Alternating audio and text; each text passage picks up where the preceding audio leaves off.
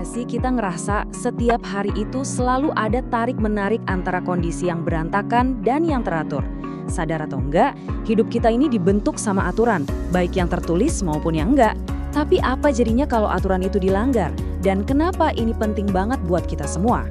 Oke, kita mulai dari lingkungan yang paling kita kenal, sekolah. Perundungan atau bullying ini tuh bukan sekedar kenakalan biasa loh. Ini adalah pelanggaran serius terhadap hak seseorang buat merasa aman. Ini contoh nyata rusaknya tatanan sosial bahkan di lingkungan terkecil kita sekalipun. Sekarang, coba bayangin perjalanan kita tiap hari. Macet, semrawut, saling serobot di jalan, itu bukan cuma soal nggak nyaman. Ini adalah cerminan dari runtuhnya aturan bersama, di mana ego pribadi seringkali mengalahkan keselamatan kita semua. Dan di dunia digital kita, nah ini dia, berita bohong alias hoax nyebarnya cepet banget. Ini bukan lagi sekedar salah informasi, tapi udah jadi ancaman serius yang bisa merusak kepercayaan kita satu sama lain. Jadi, kalau kita tarik benang merahnya, apa sih masalahnya? Kenapa ya problem-problem ini kayaknya ada terus? Di sekolah, di jalan, bahkan di layar HP kita. Jawabannya teman-teman ada di hubungan kita bersama dengan yang namanya aturan. Atau kita bisa sebut ini kesadaran hukum. Oke, yuk kita bedah lebih dalam lagi soal ini. Nah, kesadaran hukum itu bukan cuma buat para ahli hukum aja. Ini tuh pemahaman dasar buat kita semua, bahwa setiap tindakan kita pasti ada konsekuensinya. Sederhananya, ini soal tahu aturannya, paham aturannya, dan taat sama aturannya. Ide ini sebetulnya udah tua banget. Ribuan tahun yang lalu, seorang negarawan Romawi kuno bernama Cicero udah bilang, di mana ada masyarakat, di situ pasti ada hukum.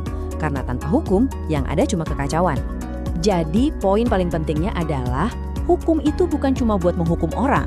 Tujuan utamanya jauh lebih besar dari itu, yaitu untuk membangun masyarakat yang adil, yang teratur, dan yang damai buat kita tinggali bersama.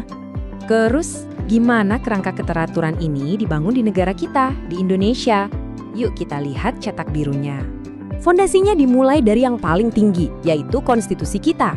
Di Undang-Undang Dasar 1945, Pasal 1 Ayat 3, itu jelas banget disebut Indonesia adalah negara hukum. Artinya, semua hal dalam kehidupan kita diatur oleh hukum.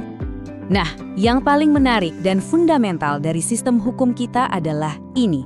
Semua hukum yang ada di Indonesia itu mengalir dari satu sumber yang sama, yaitu Pancasila. Falsafah bangsa kita ini adalah jiwanya setiap peraturan. Dari Pancasila tadi, semuanya diterjemahkan ke dalam struktur yang sangat rapi. Kita bisa bayangin ini kayak tangga hukum. Paling atas itu UUD 1945, terus turun ke bawah sampai peraturan daerah. Kuncinya apa? Aturan yang di bawah nggak boleh bertentangan sama aturan yang ada di atasnya. Secara garis besar, sistem ini dibagi jadi dua cabang. Ada hukum publik yang ngatur hubungan kita sebagai warga negara dengan negara, terus ada hukum privat yang ngatur hubungan kita antar sesama individu, misalnya soal perjanjian jual beli atau urusan keluarga.